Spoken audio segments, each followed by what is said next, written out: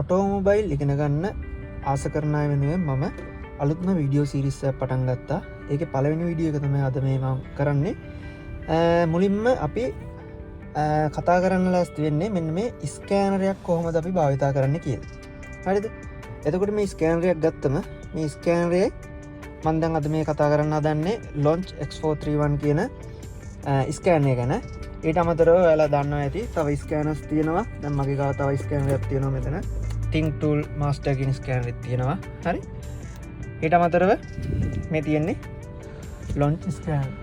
එතකොට මේ Launch ස්කෑනරයක් භාවිතා කරලා අපි කොහොමද මේ වාහනයක් ස්කෑන් කරගන්නේ? ඊට අමතරව කොහොමද මේකෙන් වාහනේ තියෙන පද්ධති පරීක්ෂා කරගන්න කියන එක මේ වීඩියෝ මාලාවේදී ඔයගොල්ලන්ට ඉගෙන ගන්න පුළුවන්. මම එතකොට මේ වීඩියෝ මාලාවේ අද පළවෙනි වීඩියෝ එකකින් ඔයාලට ගෙන එන්නේ මේ ස්කෑනර් එකකින් අපි කොහොමද මේ වාහන මාදිලියක් තෝරගෙන ස්කෑන් කරගන්න තැනට යනකම් ඒ කොටස තමයි මම කියලා දෙන්නේ. හරි.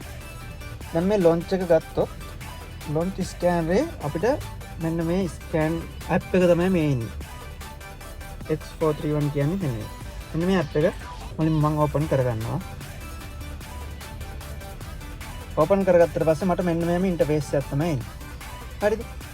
ඊට පස්සේ මම දැන් වාහනයක් ස්කෑන් කරගන්න නම් මෙන්න මෙතනින් මම යම්කිසි ඔප්ෂන් එකක් තෝරගන්න ඕනේ. මේක එනවා මුලින්ම intelligent diagnosis කියලා. ඊට පස්සේ local diagnosis, new energy diagnosis, service function ඔය කියන විදිහේ ඔප්ෂන් කීපයක් මේකේ දීලා තියෙනවා. හරිද? මේ ඉන්ටෙලිජන්ට් ඩයග්නොසිස් කියන ඔප්ෂන් එක ගොඩක් වෙලාවට යුරෝප් වාහන වලට සහ අලුත් ජපන් වාහන වලට සපෝට් කරනවා. ඒක ඔටෝමැටිකලි මේක හරහා ගිහලා ඔටෝමැටිකලි වාහනේ ස්කෑන් කරගන්න පුළුවන්. එහෙම නැත්නම් අපි ගොඩක් වෙලාවට භාවිතා කරන්නේ මේ ස්කෑන් කරන්න මෙන්න මේ ලෝකල් ඩයග්නොසිස් කියන ඔප්ෂන් එක. හරිද? මම ඒකට ඇතුළට ගිහිල්ලා පෙන්නන්නම්. හරි. මේකට ගියාට පස්සේ ඔයාලට පේනවා ඇති මේ බලන්න මෙන්න මේ උඩ බායකේ තියෙනවා win scan all common American European Asian කියලා ඔන්නෝම කීපයක් තියෙනවා. හරි. මම මුලින්ම win scan කියන එකට ගිහිල්ලා බලන්නම්. win scan එකට ගියාට පස්සේ තියෙනවා මෙතන පුළුවන් ඔයාට වාහනේ තියෙන chassis number එක ෆොටෝ එකක් මාර්ගයෙන් මම කැමරා ස්කෑන් කියන එකෙන් ෆොටෝ එකක් ගහලා එහෙම ස්කෑන් කරලා වාහනේ ඇතුළට එන්ටර් වෙන්න පුළුවන්. එහෙම නැත්නම් ඔයාට පුළුවන් මේ enter win කියන තැනට ගිහිල්ලා chassis number එක මෙතෙන්ට එන්ටර් කරලා ඒ විදිහට වාහනේ ඇතුළට ඔයාට යන්න පුළුවන්. හරිද? ඊට පස්සේ ගත්තොත් මෙතන තියෙනවා තව ඔප්ෂන් කීපයක් all common එහෙම තියෙනවානේ. මම යන්නම් ඊළඟට all කියන එකට. all කියන එකට ගියාට පස්සේ මේ ස්කෑනරේ ආධාරයෙන් මට ස්කෑන් කරගන්න පුළුවන් වාහන සියල්ලම මෙතන මට ලිස්ට් එකක් විදිහට තියෙනවා. හරිද? මෙතන සෑහෙන ගොඩක් වාහන තියෙනවා. එතකොට මට ඕනනම් මෙතනින් මේ විදිහට ගිහිල්ලා සිලෙක්ට් කරලා ගන්නත් පුළුවන්. එහෙම නැත්නම් මෙතන සර්ච් බාර් එකේ මට ඕනනම් වාහන මාදිලිය සර්ච් කරලා ඒ වාහනේ තෝරගන්නත් පුළුවන්. එහෙමත් නැත්නම් ඊට පස්සේ තියෙනවා මේ කොමන් කියලා ඔප්ෂන් එක. මෙතෙන්ට පුළුවන් මට ඕනනම් දාගන්න මම නිතර ඔයා වැඩ කරන වර්ක්ෂොප් එක නම් ඔයාගේ වර්ක්ෂොප් එකට නිතර එන වාහන තියෙනවනේ. ඒ වාහන ටික මෙතෙන්ට ඔයාට ඇඩ් කරලා දාගන්න පුළුවන්. ඔයාට එතකොට පහසු විදිහට සර්ච් කර කර ඉන්න දෙයක් නැහැ. මෙතෙන්ට ගියා ඔයාට නිතරම එන වාහන ටික ටක් ගාලා තියෙනවා සිලෙක්ට් කරගන්න පුළුවන්.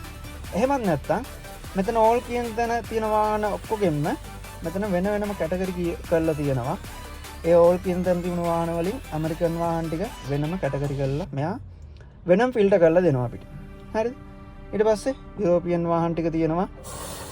ඒෂියන් වාහන, චයිනීස් ඔය කියන විදිහේ වාහන වෙන වෙනම මෙයා මට ෆිල්ටර් කරලා දෙනවා. හරිද? දැන් අපිට ගොඩක් වෙලාවට නම් අහුවෙන්නේ මෙහෙදි මෙන්න මේ ඒෂියන් කියන කන්ට්‍රි එකේ තියෙන වාහන තමයි ගොඩක් වෙලාවට අපිට හම්බ වෙන්නේ. ඒ කියන්නේ Toyota, Nissan මේ වගේ වාහන අයිති වෙන්නේ මෙන්න මේකට. අපි නිකමට ගිහිල්ලා බලමු Toyota. ඔන්න තියෙන Toyota. මම මේ Toyota කියන එක ඇතුළට ගිහිල්ලා බලන්න. ගියාට පස්සේ මොකක්ද තියෙන්නේ? මෙයාගේ තියෙනවා version number එකක් නේ 51යි තියෙන්නේ. ඕක වාහනෙන් වාහනයට සහ ස්කෑන් ටූල් එකෙන් ටූල් එකට version number එක වෙනස් වෙනවා. ඒ number එක වෙනස් වීමත් එක්ක ඒ ස්කෑනරෙන් අපිට ඒ වාහනේ කරගන්න පුළුවන් ෆන්ක්ෂන් සමහර පොඩි පොඩි වෙනස්කම් වෙන්න පුළුවන්. හරිද? මේ තියෙන්නේ මේ ස්කෑනරය ආධාරයෙන් මේ ටොයෝට වාහනවල කරගන්න පුළුවන් දේවල් ටික මේ බලන්න මේ මෙතන වෙනම දීලා තියෙනවානේ ස්පෙෂල් ෆන්ක්ෂන් කවරේජ් සමරි. ඒ කියන්නේ මේ ටූල් එක මාර්ගයෙන් ටොයෝට වාහනයක කරගන්න පුළුවන් ස්පෙෂල් ෆන්ක්ෂන් තමයි මේ සමරි එකක් විදිහට දීලා තියෙන්නේ. මොකද්ද එන්ජින් එක ගත්තොත් එන්ජින් එකේ ඔයාලට කරගන්න පුළුවන් ස්පෙෂල් ෆන්ක්ෂන් මෙයා විස්තරාත්මකව දීලා තියෙනවානේ. ඊට අමතරව මේ ට්‍රාන්ස්මිෂන් තියෙනවානේ anti lock brake system ABS parking brake steering sensors ඕ සම්බන්ධව වෙන වෙනම අපිට බලන්න පුළුවන්. හරිද? එතකොට ඊට අමතරව දැන් මම ආයි බෑක් වෙලා ගියොත් මම දැන් Toyota නේ ගියේ. මට පුළුවන් මෙතන වෙන මොකක් හරි වාහනයක් ගත්තොත් Mazda ගමුකෝ. Mazda ගත්තම බලන්න එයාගේ version number එක වෙනස් නේ. එයාගෙත් තියෙනවා මේ basic function මොනවද cover වෙන්නේ, special function මොනවද cover වෙන්නේ කියලා අපිට මෙතන බලා ගන්න පුළුවන්. පැහැදිලිද? එතකොට මෙන්න මේ විදිහට අපිට මෙන්න මේ ස්කෑනර් එකක් ගත්තම බේසිකලි අපිට ඕම් බලා ගන්න පුළුවන්. ඊට අමතරව අපි දැන් වාහනයක ස්කෑන් කරද්දී අපිට මෙන්න මේ ස්කෑන් ටූල් එකත් එක්ක මෙන්න මේ වගේ VCI එකක් හම්බ වෙනවා. අපි කියනවා මේක vehicle communication interface එක. මෙන්න මේක වාහනයට සම්බන්ධ කරගෙන තමයි අපි මෙතනින් ඉස්සරහට දේවල් ටික කරගෙන යන්න ඕන. හරි? වාහනයට සම්බන්ධ කරලා අපිට මෙතනින් වාහන මාදිලිය තෝරලා ඊට පස්සේ පුළුවන් search bluetooth හරි okay හරි දෙකෙන් එකක් දීලා අපිට ඉස්සරහට යන්න. පැහැදිලිද? මම ඒ වගේම පෙන්නන්නම් ඔයාලට. හරි. ඉස්සෙල්ලා අපි කතා කරේ launch scanner. ඒ වගේම මම ඔයාලට think එකනොත් කොහොමද කියලා පොඩ්ඩක් පෙන්නන්නම්. think tool එකේ ගත්තමත් අපි අර අතෙන් තිබුණා වගේම මෙතන තියෙනවා diagnosis කියලා එකක්. එතනින් යන්න පුළුවන්. ගියාට පස්සේ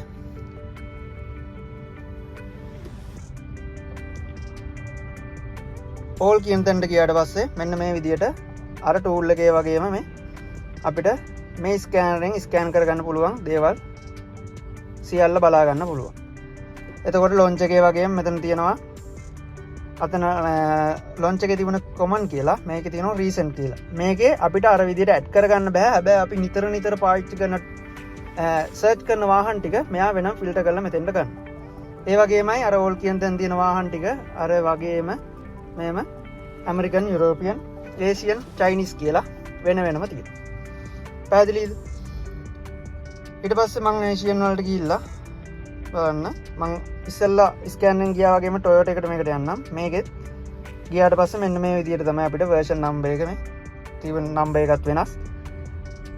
ඉතින් ඔය වගේ ඩිස්ප්ලේ එකක් තමයි අපිට එන්නේ. අපිට ඔතනොත් මේකේ VCI එක සම්බන්ධ කරලා වාහනයට මෙතනින් okay කියන එක ටච් කරලා තමයි ඉස්සරහට යන්න තියෙන්නේ. හරිද? මම හිතනවා පාඩම පැහැදිලි වෙන්නේ නැති කියලා මේ පළවෙනි එපිසෝඩ් එක. මම තවත් වීඩියෝ කීපයකින් මේ ස්කෑනර් එකකින් කරගන්න පුළුවන් සියලුම දේවල් වෙනම ඔයාලට ගෙන එනවා. ඒ වගේම මගේ channel එකත් subscribe කරලා තියාගන්න. මම ඉස්සරහට තව වීඩියෝ ගොඩක් දාන්න තියෙනවා.